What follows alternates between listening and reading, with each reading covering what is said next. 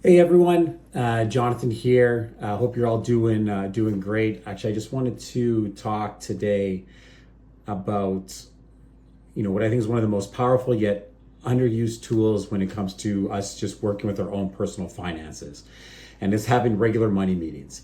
Now, I know no one wants to talk about reviewing their spending and whether all the money's going. Hear me out though.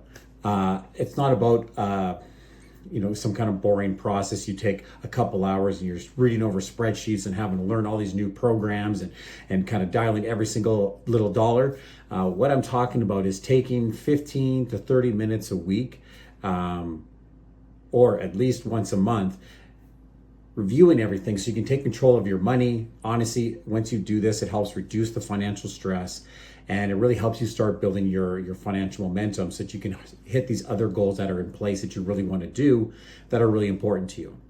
And so, why is it important? Kind of where I want to start is, why do you need to have regular money meetings? I don't know, the way I look at it is, you're not going to just drive your car for hours and hours without checking your gas or checking your speed. You're going to monitor those little things as you go. It doesn't mean you're getting gas as soon as you're quarter tank. You just want to know, okay, how far do I got to go? You're just monitoring these things, making sure you're on track. So quite often we go weeks, months, years without checking our budget, checking where we're at, what we need to do. And what happens is not good things. We overspend without realizing it. We miss our financial goals. I talk to a lot of people that say, yeah, I want to travel more. Yes, I want to buy this. I want to do some rentals on the house. We want to experience this stuff. I want to go to this concert. And they're not able to hit those goals because they're not monitoring where their money's going. And so they can prioritize what's happening. And because you're not prioritizing, your money's just going out, and you come to the end of the year, you come to the end of the month, you're like, man, we're so tight every single month. Things aren't working out. You start stressing out a lot more about money because you're unsure of where it's all going. Money remains the number one stressor for us Canadians. Way more than health, our jobs, relationships that we have. Money is the number one stressor in all those, that kind of overarches all those other stresses we have. But honestly, the good news is you can fix that stress, or at least diminish that stress, by having regular money meetings. Like I said, every week or every month at most. So it actually kind of leads me, like, how often do we want to be reviewing this? Well,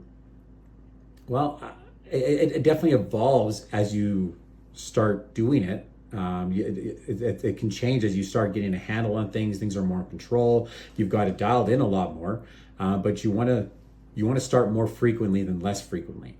Honestly, if you're able to, I would be checking your balances every day if you can. Take 5 minutes, review what money went out, where'd you tap, what stuff was automated, what things came through.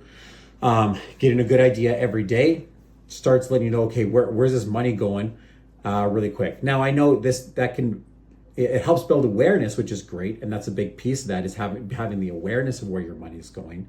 But it's easy to feel overwhelmed for a lot of people. So it may not work out that you do every single day, because it might be a little too much.